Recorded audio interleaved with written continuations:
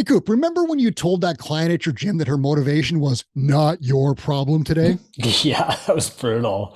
How about that time you told a client, do it your way? I don't care. Oh man, I was a huge jerk, and that client should have left. You want to just take a podcast here? Let's air it out. Let's tell a few war stories and help gym owners avoid the mistakes that we've made.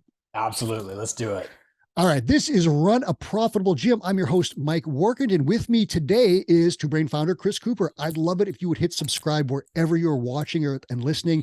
It would really help us out, and we'll keep cranking out great content for you. Today, we're going to talk about how being likable relates to running a profitable gym. It's more important than you think. In fact, I think it's actually more important than knowing anything about progressions or any of that other technical stuff that you obsess over all the time. What do you think, Coop? You agree? Yeah, as a guy who used to draw linear periodization charts on the floor in chalk, I will promise you it is more important to be likable than knowledgeable. Let's So go. you think, do you think spewing knowledge at clients comes off as likable? No, it comes off as I know more than you. Yeah, I think there's some arrogance there. I certainly was guilty of that. I also think there's like this desire to show off. And, you've talked about being invested in clients and finding out what they want, not showing off what you know. And I made that mistake so many times. And I think you said you've done that 100 times too. Easily 1,000 times. Yeah, I'm sure we can like just pop out a couple of examples here really easily. Hit me with your first one. Line it up. Yeah, so one thing that I see a lot is gym owners going on social media and just like complaining about the people who pay them, right? Ranting about like their clients. I can't believe some people come in here and they talk when I'm talking. I can't believe people just leave there and they leave their mess behind. If I was a member of your gym, I would be gone. There's like lots of good dog shaming videos on Instagram where it's like, you put the sign on their chest that says, I ate the phone book or whatever, like stuff like that. That's funny with a dog, but it's not funny with a client. Like, have you ever seen the one where it's like, this person left this equipment out and it's 225 pounds and therefore you have 225 burpees? Oh my God. Yeah. That's not Yep. cool. You Nope. know, that's not a great thing to do. And like, I saw one time, and this was like, it was a seminar at a gym, and this guy, a gym member, had hit a PR, his deadlift PR. And right after the class, there was going to be a powerlifting seminar with an outside expert. And he came in his outside wear, and he walked over to that deadlift bar and he lifted it 15 times in a row. And like, why Yeah. would you shame that client like that? Like, we get you, you're the powerlifting expert, but why would you do that? You know? Yeah, it must be ego.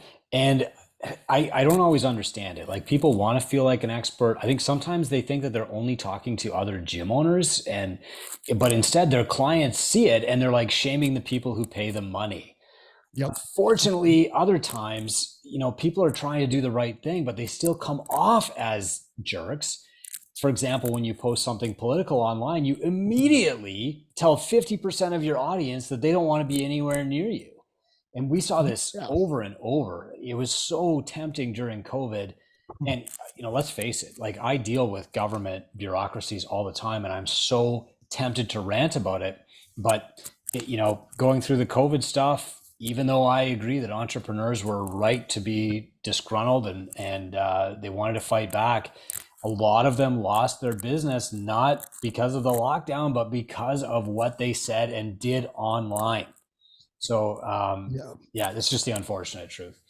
COVID's a tough one. I mean, you could take Yeah. any side on that, and like, you're going to light up half the people. U.S. Republicans, Democrats, pick a side there, and things go Yeah. pretty crazy. In Canada, we've got three parties, but you could complain about just about anything and offend half your market. And if you're cool with that, ride the lightning and so forth. But wow, if you want to Right. be a really great gym owner and serve everyone, you might not want to take a stand on that. And I'm not saying hide your No. personal beliefs, but like, there's a time to pick an ugly Facebook drag them out argument, and there's a time to maybe just let it pass by. When I was working at the CrossFit Journal, I think we did an article on a gym in Washington that had both Republicans and Democrats, like big time party employees at their gym. And the upshot of that was, when we come to the gym, we leave the politics at the door. We all train, we all support each other, and we all get fitter. I love that because that's a good example of not being a jerk. But then there's other examples of people being like huge jerks. And like I had a time, I went to, it was an open house for a different sport. And this was a couple of years ago. And I went there and I was trying to engage in this and learn more about it. I felt a little nervous because it was outside my comfort zone. I didn't know anyone. And I talked to the main instructor there and she was like borderline dismissive, definitely had a bit of arrogance, definitely kind of brushed me off, and then kind of just went and did her own training in the corner. And I was like, how are you trying to grow this program? Like, I don't want to be here. I feel awkward. And that was like unlikable to the point where I think, man, if I wanted to take this thing up, I don't want to deal with that person. Yeah, and this is something that I lean on you a lot for, Mike, is like there's a lot of times when I'm about to post something and you rein me in and you're wise to do so. Because the reality is that like, all these gym owners are working so hard and they're just grinding, grinding, grinding. They're investing money in Facebook ads or whatever. And then somebody gets interested and they go on their Facebook page and it's like, oh, here's this thing where this gym owner is making fun of clients at Planet Fitness. I don't want this person to make fun of me. No, thank you. Block. And so I don't want to see anybody like blowing their own leg off while they're trying really hard to grow their gym and serve other people. You told me you have a rule that you actually employ to prevent you from doing stuff like that. Tell me your rule. How does it work? Yeah, so I think you're the only person I've ever told this rule to. I call it the triple S. When I see something that pisses me off enough that I feel like I've got to respond to this right now, this is BS, I do the triple S, and that is you do not respond until you've had a shit, a shower, and a shave. Because once you've done those three things, number one, you've probably like regulated your blood sugar a little bit. You've had a shower, so you've immersed yourself in warm water, and you look better and feel better about yourself. You feel more confident after you do those things, and your response is likely to be more professional and tempered. And sometimes you just choose not to respond at all. We're not saying you shouldn't. Yeah. And we're not saying you shouldn't fight when you need to fight. Like your vision and values are important and it's important to stand up for those, but there is a consequence to some of that. And like fighting over late membership fees on Facebook or debating the merits of a rate increase publicly in a thread that gets vicious, not probably a good investment. One of the, values of your business might be, I'm not going to engage in stuff that's below a certain level, and we're just going to rise above that. And like Two Brain, definitely we have a charter where we look very carefully about what we engage in publicly, and people have come after us on social media, see the stuff fly by, we don't attack it because did you use the analogy of the pig wrestling a pig or fighting a pig? Yeah. Right. What happens when you do it? Well, I mean, you get dirty and the pig likes it. Right. The thing is, like, for a lot of gym owners, they think that when they're getting attacked, that it's not strategic, that they're just going to have this battle and to like win, they have to win the argument. But the reality is, like, when you're a category leader, when you're the oldest or the best gym in town, when you're Two Brain and you are like the best, people will attack you as a marketing strategy because they want to gain the attention of your audience at any cost. And so engaging with these people actually gives them what they want. So you got to stay away from that. I'll give you a good example from my gym, and I had to learn this the hard way. Like, I definitely screwed this up for years, but there used to be a time when I'd have these two back-to-back training clients, and one was very conservative. He owned 4 McDonald's franchises, and the one that came in after him was very like socialist. Like, she was the head of a local union, and neither one of them had any idea what my political affiliation was because they were my clients, not my friends. If you ask my wife or my closest friends, like, Chris, who are you voting for? How do you feel about this law? They will know exactly. But my clients won't have any idea. And so both of these clients thought that my political beliefs totally aligned with theirs. And to this day, I doubt there's anybody in my gym who could tell you, like, here's what Chris votes for, And I think that's wise. I had the same situation. I had a striking union member and a administrator at my gym. I loved them both dearly. I wanted them both to be fit. They both had valid concerns, but I didn't want to get in the middle of that argument because I'm not going to win. Right. And I wanted them to keep training at the gym, and I love them all. So I have my own views.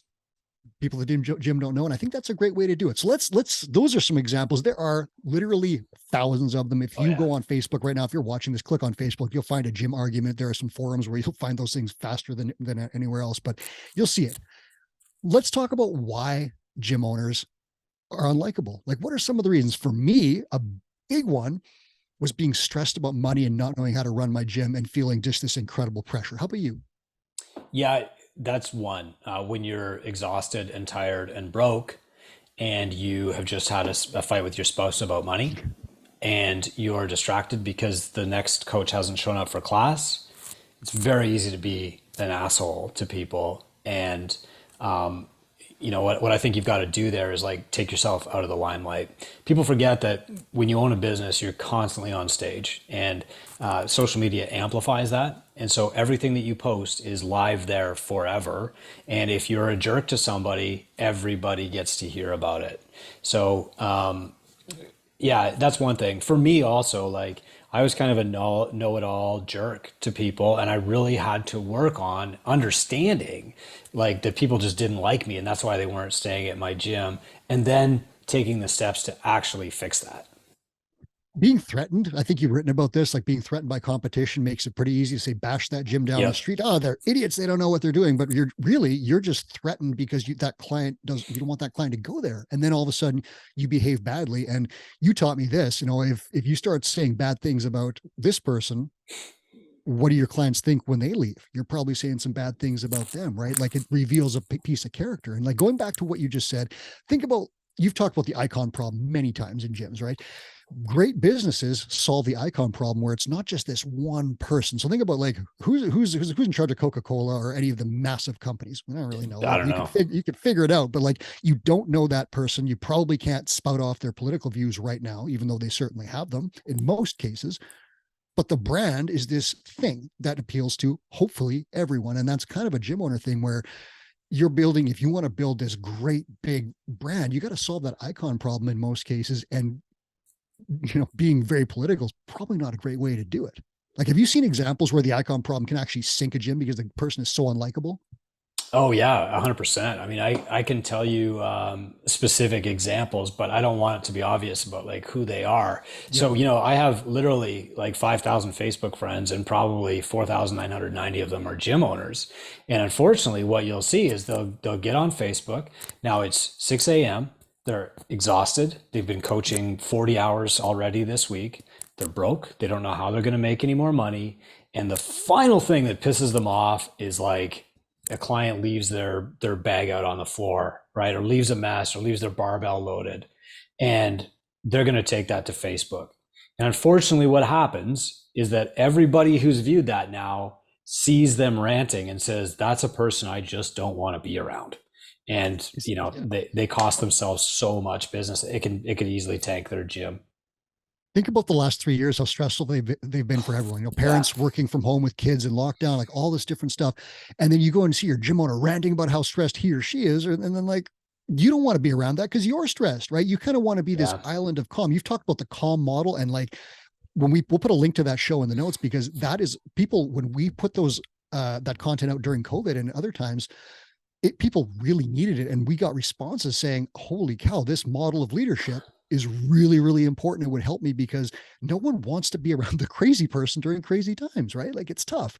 Are some people just unsuited to service businesses? Like, are there some jerks that are gym owners that just aren't suited to it? Well, maybe the timing is off for them. Maybe they haven't learned the lessons that they need to learn before they can have a successful business. That's Mhm. all. Like I don't like the idea that some people are just assholes and there's nothing we can do about it. But the reality is, like, if you really struggle to contain your political ranting, or your habit for like any polarizing thing, maybe choose a job that's not in the service industry. Dealing with the public means that you're there to serve them. They're not there to listen to your rant, your opinion. You're not trying to win them over to your point of view.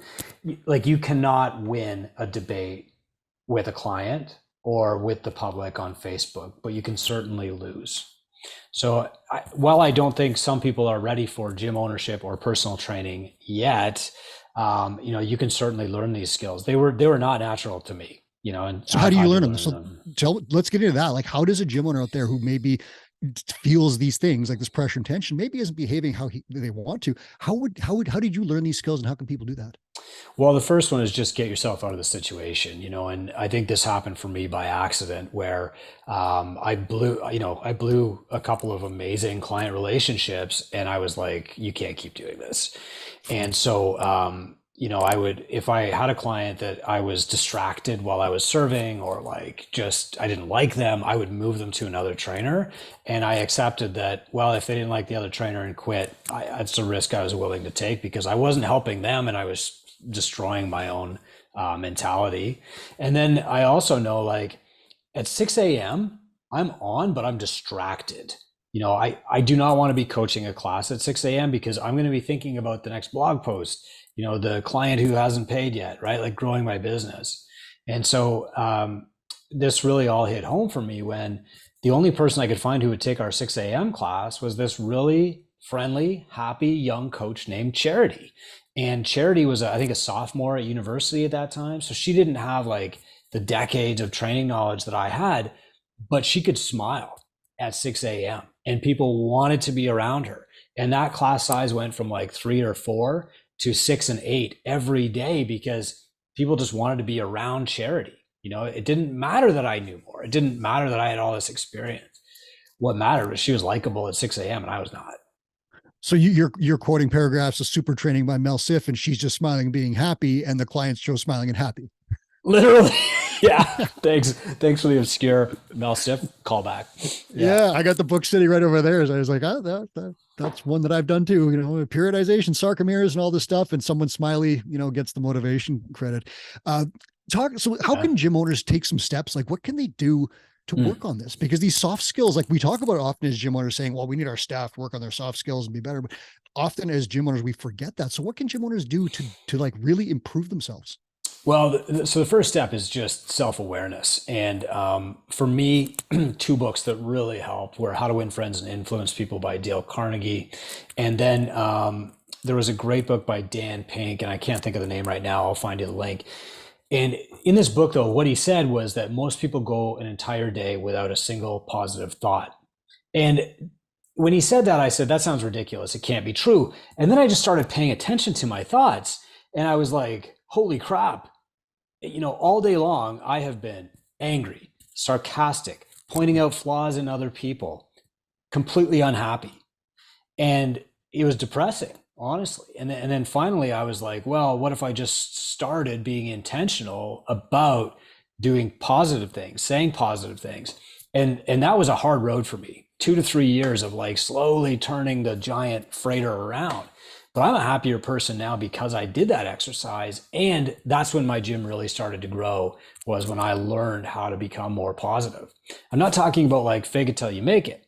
And there's always going to be times when, you need to step off the stage. Like at Disney World, you go into the tunnels and you have a cigarette and you calm down. Like your gym should have a door that closes. But, you do have an amazing opportunity to practice positivity every single class, but you actively have to practice it. It's not like you can just read a book about the clean and be good about the clean. You have to understand what the clean is and then go get some reps. And I think like that's been key for me.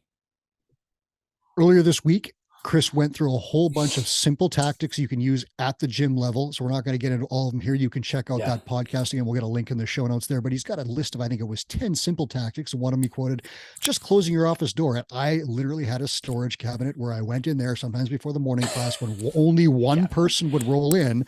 And it was maybe a difficult relationship there where maybe that person was unlikable and I was unlikable at the same time. I sat there and I looked at the mops and I was just like, you can do this. You can do this. There are 10 tactics. Yeah, there are 10 things in there that you can do today to just be better. But then there is the broader concept of a long-term, active work on self-improvement. And, like Chris, you've probably had to work on that as your stress has increased. You've gone from gym owner with few employees to gym mentorship business owner with like dozens of 70 employees. Yeah. Right. So like the stresses there only increase as you rise through the gym business, right? Like it's only going to get harder. If you don't put in this work, you may find yourself stressed and becoming more unlikable. Am I right? Yeah. So there's a few different things there, Mike, but I work with Bonnie Skinner, who owns Level Up Coaching. Bonnie's a registered psychotherapist, and every second week I go into her office, she closes the door, and I just vent. And yeah, the stuff seems small, but it piles up. You know, really early on in my career, there was this guy named Tuka who was coming to my gym, and he was a steel plant worker. And he and I both lived about 30 minutes out of the city. And one day I was kind of complaining about my drive. I was doing a lot of complaining about everything back then. And he says, Chris, you need that drive. And I said, Tuka, what are you talking about? And he's like, you need to have a gap in your day between all of this frustration and anger you're feeling at work and the moment when you greet your family. If you don't have that gap, it just carries right over. And man, through the lockdowns, when I was working from home, that was a challenge because something would happen at work, let's say, and you'd be mad, and you would have like 5 stairs between your desk and the dinner table. And it wasn't enough time. And vice versa, like the dog would pee on something in the basement, and then you got to get on a call and be like happy, smiley. Like there wasn't enough time. So you have to buy yourself space.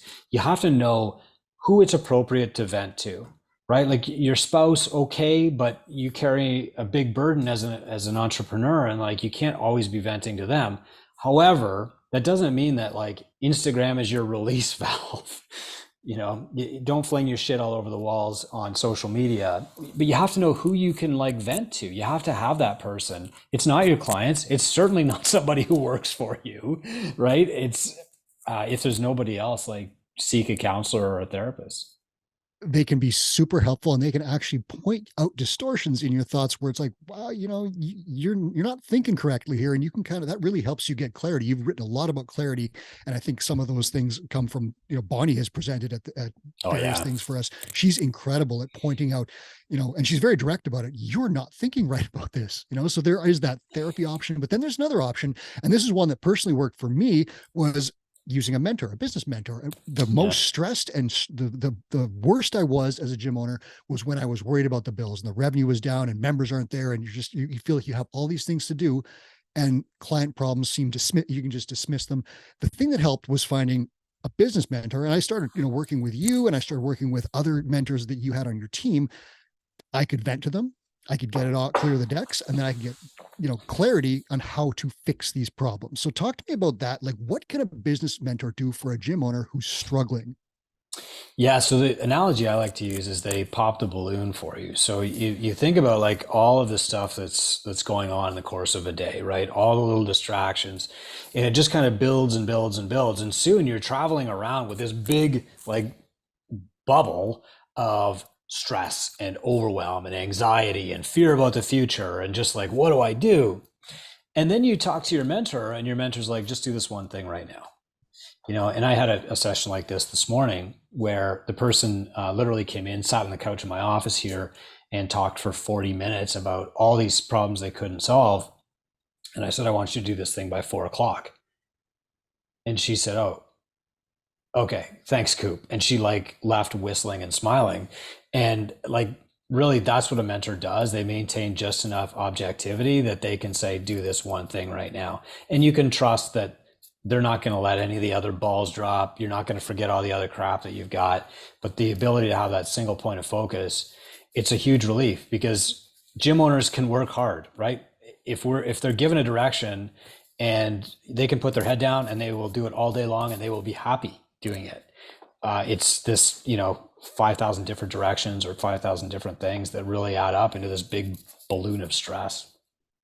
The thing that really helped me was when I was struggling with something, like you said, anxiety building up. Yeah. I would talk to a mentor and say, here's my problem. It's freaking me out. And they're like, oh, we've solved this like 2,500 times before. Just do this. Here are the steps. Yeah. And even now, like with Two Brain Resources, it's like, here's the downloadable tactical PDF that's step by step. And it's like, oh, that's how you do a rate increase. Why was I so stressed about this? And let's be real, rate increases are stressful. But now that you have all the steps, the process has been proven and it works and you have support, everything is so much easier, right? And that's really the benefit that I found from mentorship, was just getting the answer. This is not that big a problem because we have the answer, even if you don't, Have you seen that with gym owners? Have you, like, you worked with many of them, and then your mentors have worked with many more. Have you seen them actually become more likable as their stress melts off? Yeah, I think that's fairly normal. And like, you don't think about it consciously, but if you're in any of our groups, what you'll notice is that over time people start to share more. They become more open, they become more generous, and their posts on Friday when they give us their updates go from very like specific, our metrics increased this much this month, to I feel great, I had a date with my wife, I spent so much time with my kids. Like over time you see this transition. And entrepreneurship, it's worthwhile, but entrepreneurs also deserve to be happy doing it. And so like that's just the coolest side effect that we see in a mentorship practice, is that people grow to love their business and love their life again. Gym owners, you're out there and you are stressed and worried and overworked and underpaid. I will wager to say that you're probably a little bit less likable than you could be. Right? That's Like right. yeah. It's an obvious one. And because I was there, Chris was there, we've all been there. If you're feeling stressed, I would recommend that you book a call. We'll put a link in the show notes there. Book a call and find out how a mentor can help. And again, just give you some stuff to think about, see what you could do to get rid of some of that stress. Chris, close it out. Is there something simple beyond that call that you would give them to do today? Yep. Just to like, what can I do right now to become more likable? Practice putting yourself in the other person's shoes. And this was a very hard skill for me to learn. I'm not a naturally empathetic person, but if somebody is going to come in and they're going to do a no sweat intro for me, I'm going to spend 5 minutes learning everything I can about that person and then mentally putting myself in their shoes. And now I understand like why people are intimidated by the free trial and they're not intimidated by the no sweat intro. Why they're like intimidated when they see me ranting about like Globo gyms and their discounts and people don't show up, or like attacking competitors online. I understand why they don't want to be around me if I'm being a negative person. And the best thing that I can do to change their life is just be a person that they want to be around. If you want to do one thing every single day before anything else happens to you, just practice saying good morning. Good morning is a greeting that everybody likes. It's friendly. And I actually seek out people who are going to give me a really good morning. Like I know which coffee shop to go to at 5 a.m. where I'm going to get the best, warmest good morning, because that's how I start my day. And the other thing is like talk. If you can't figure out how to be nice, talk to everybody like you talk to your dog. That's exactly it. And one of the things you guys follow along in the blogs this week that Chris has written, he's written a bunch of great stuff there. One of the things there is use people's names. So good morning, Chris. Good morning, Mike, whatever. Remember names. There are tactics that can help you be more likable. Learn them and work on them. Chris, thanks for sharing this. We're going to go back to being likable people at our jobs here, but we're going to push gym owners out the door with that. This is Run a Profitable Gym. I'd love it if on the way out you would hit subscribe on YouTube, leave a comment, interact with us somehow, and you'll see more of this stuff. We would be grateful for that. Chris, where can people get more support from you and Two Brain Mentors right now? Go to gymownersunited.com. Make that your next stop on Facebook instead of making a post that will sabotage yourself. That group is curated. It's positive. It's full of support. No arguments. The unlikable people, what happens to them in there, Chris?